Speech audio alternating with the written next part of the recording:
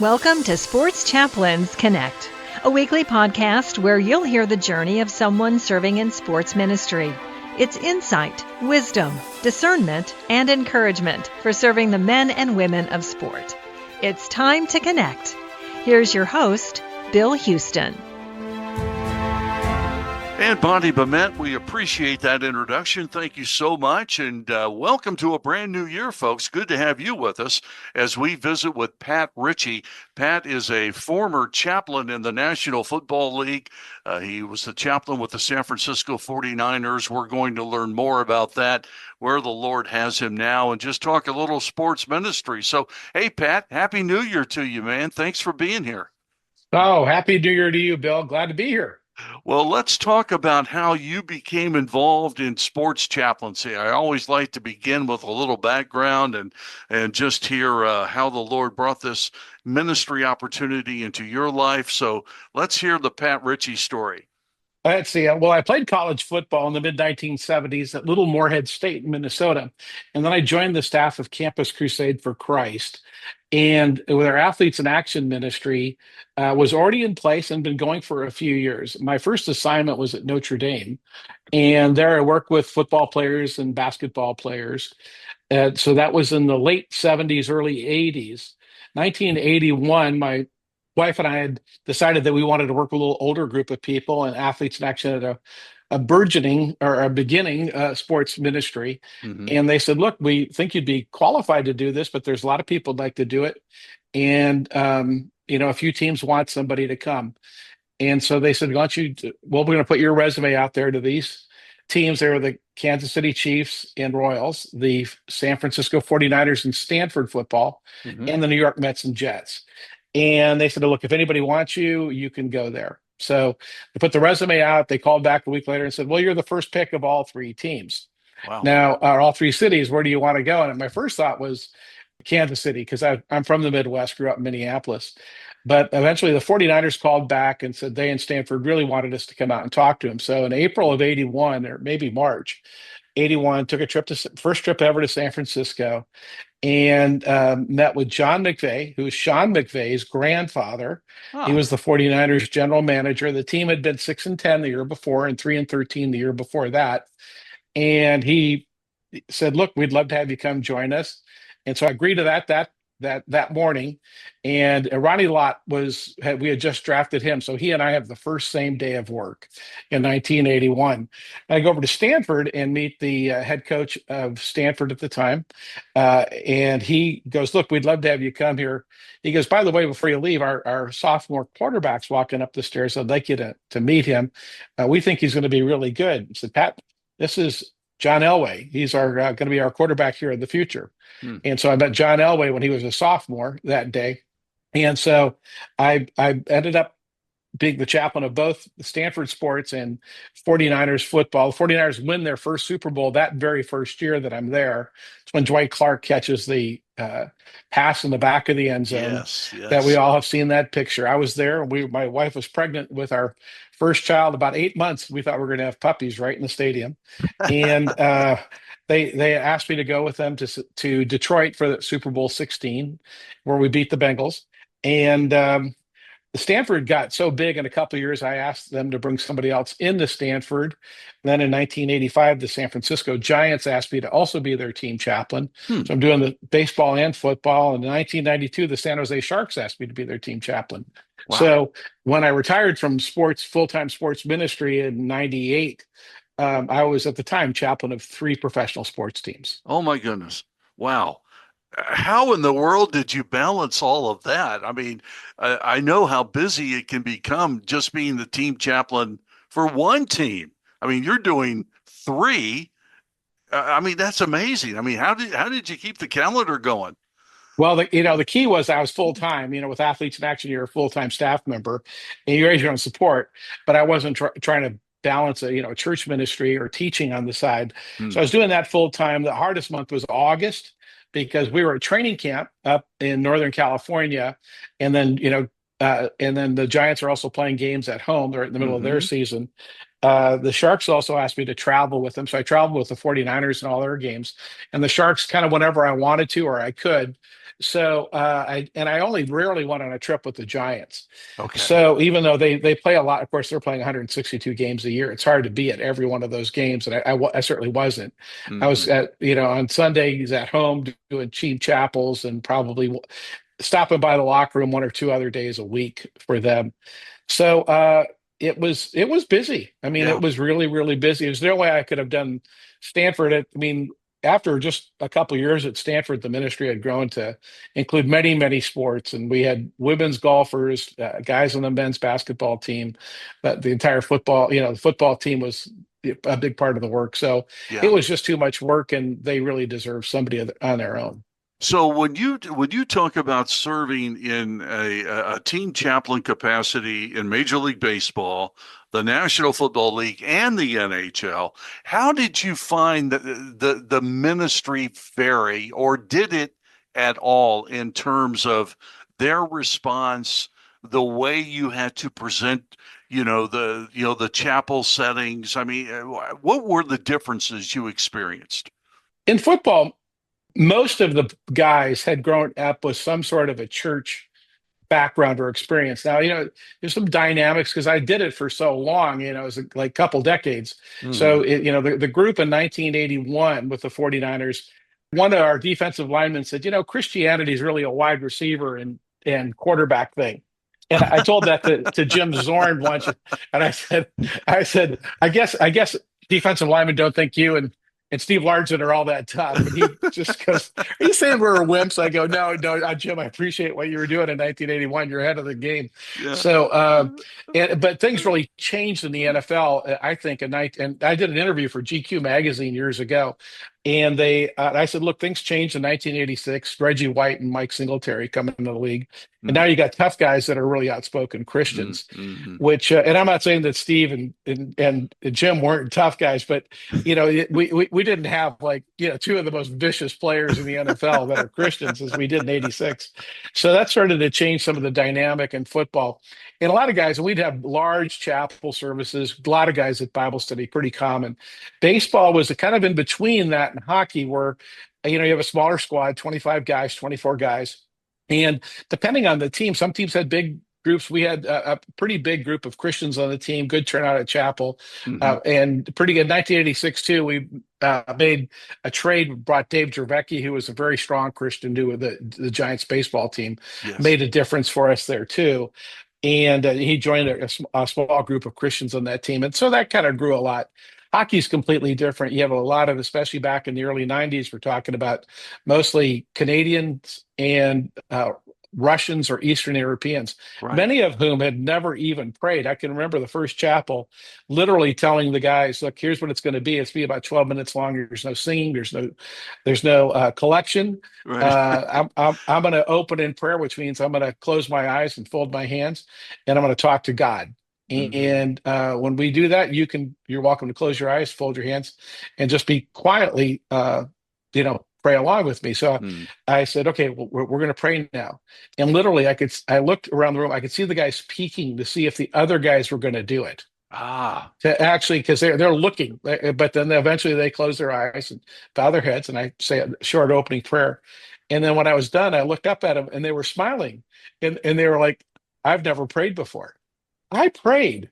And so I had a 49er come that day. He gave a short chapel talk, and afterwards, the guys go, "This is great. I mean, this is wonderful." So chapels, really, that wasn't chapel. There was some ministry in the NHL, but it was a little spotty. But nobody had a regular chapel service or a chaplain that was Yes. traveling with the team, and so that took off. And fortunately, it seemed like every game I went to, they won. So the head coach insisted I come on every game and every road trip in the playoffs. And then Yeah. the crazy thing is, I go on the road trip in the playoffs. The team barely makes the playoffs. They were the eighth seed.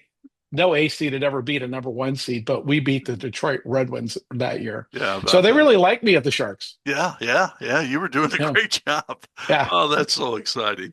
Hey, Pat, let's talk about. I have heard the story, and correct me if I'm wrong, but you were, if I can use the term, on the ground floor of this whole idea of players getting together. I'm talking about the NFL now players getting together at the end of a game in the center of the field, kneeling down and praying together. Were you involved in the opening days of that kind of thing going on? And what can you tell us about that? Well, look at it. It's 1990, and we were the two-time defending Super Bowl champions, winning in '88 and '89. And going into December, both us and the New York Giants were undefeated. We were both 12-0. Giants were a terrific team. And one day in the shower, I think this is where God likes to talk. He said, I want you guys to pray with the other team. It had never happened before. Nobody had ever prayed with another team.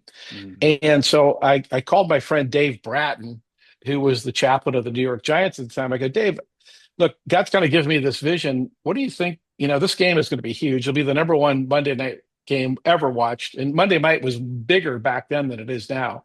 That's ever been on TV. And I think the Lord's telling me we should pray as a team together. And my first thought was, well, after a game, who knows what happens? Maybe we should do it before a game. He goes, oh, no, Parcells would never go for that. He goes, when we do it, it'd have to be after the game. And so we said, let's go talk to our players, see what they think. So I go talk to my guys, and they're up for it. And he calls me back and goes, my guys are up for it. So we agreed we would pray after the game on Monday night. The game, matter of fact, both teams had lost the week before. So I think we were both 13-1 going into the game. Still the best records any teams had ever had on Monday night. And I can remember the game ending 7-3. We win. It was a very tough game. And you can imagine with Phil Simms' offense and Joe Montana's offense, that's not many points to score. And I look out the middle of the field and I go, man, there's a lot of guys meeting out there. But then I thought, they're not really praying. Ronnie Lott and Phil Simms got in a fight right on the 50-yard line, right where we were supposed to pray. And so a group of our guys moved down towards the 30-yard line, that end zone where Dwight Clark scored that touchdown. And no Giants are there. So they decide to kneel down and pray. No sooner do they kneel down to pray, two of the Giants come running in and pray. It was the first time it had ever happened. Now, December of 1990. Of course, it spread incredibly, kept going. We got threatened with a fine. The NFL said at their spring meetings, if you do that again, you guys are going to get a $75,000 fine. Both teams will. And the schedule comes out. We open the season Monday night with the New York Giants in New York. And our guys go out and pray again. So, we knew we could be in trouble. As a matter of fact, Mike Holmgren was our offensive coordinator and kind of the guy, kind of the point person in the team to be the for Chapel. And Mike always sat next to me on the team plane, at least for a little while. We didn't have seats together, but he would sit with me. And I said, Mike, we prayed with the Giants. And he looked at me and goes, well, if I get fired, you're getting fired. I said, okay. So, but never heard anything from the NFL. And as a matter of fact, that year in 1990, the Giants beat us in the NFC Championship game, go to the Super Bowl 25, and a lot of Christians on the Bills, and the Bills and the Giants play. So the first time it ever happened at a Super Bowl was about 4 weeks later, Bills and Giants, and a lot of guys prayed at that. And that's part of why the NFL is like, oh, this is out of control already in just 3 weeks. Sure. So, That's how it started, with an idea in the shower. I love it. So, Pat, when you watch an NFL game now, the clock, ticks to zero. And all of a sudden, here are all of these players in the center of an NFL field, kneeling down. They're praying. They're thanking God for all that has occurred and all that he is in their lives. What's that do for your heart? Well, I'll tell you, I'm always thankful. And I think back onto that group of guys that first did it. And I always call them the founding fathers. These two guys from the Giants, Washington and Renee Thompson, and 49ers, Brent Jones, the late Dave Waymer, Ron Lewis, Steve Wallace, Guy McIntyre. And the fact that those guys would go out and actually do something nobody had ever done before was pretty incredible. And then to know that they were taking a risk with that fine the next year and on Monday Night Football, it's actually, somebody told me that what happened was They showed it on the camera, and Al Michaels said, "This is going to be a fine.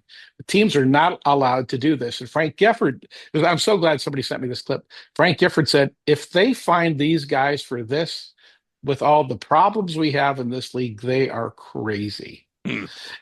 And the thing I will say, as much as I love it in pro football, college football's rosters are so big, and the attendance is even at a higher rate there. Hmm. Is you see stuff. I can remember we started that, in 1990, and I think it was New Year's Day the following year. I walked out of an elevator and had to walk through the bar area of a hotel, and the Orange Bowl was just ending, and it was something like, Oklahoma versus Florida State, Mm. and they had an aerial view, and about 100 guys from each team were praying. Wow. It went almost all the way down to the 20-yard line. They were a circle up the middle of the field. And I got to our meal room because we have a meal the night. This was on a Saturday night. We have a meal before our game on Monday. And I said, "You guys cannot believe what you started." I just saw the Goodyear blimp over the Orange Bowl and the massive numbers of guys Mm. from that bowl game ending in prayer. So the college game actually is even more impressive. Of course, I get notes all the time from soccer teams or baseball teams from all around the world that somehow know that I was involved in this, and they send me pictures. So now it's pretty phenomenal. Yeah. But that's God, that literally that was a little tiny mustard seed idea Yeah. in a shower one Wow. day. Yeah. And I mean, I've tried 100,000 things in ministry before that didn't. We could talk about that for 20 podcasts, but this one works, so I'm glad. Yeah. Amen. Amen. Well, you know what, Pat? Here we are. It's a brand new year. The NFL playoffs are getting ready to, kick into high gear. And of course, the 49ers, wow, they're there again. But when you think about ministry during playoff time, and let's just talk to those sports chaplains, men and women who are listening to this conversation, and their teams are preparing for conference finals, for the NCAA tournament, with the NFL play, whatever it may be, and they need to get their team prepared.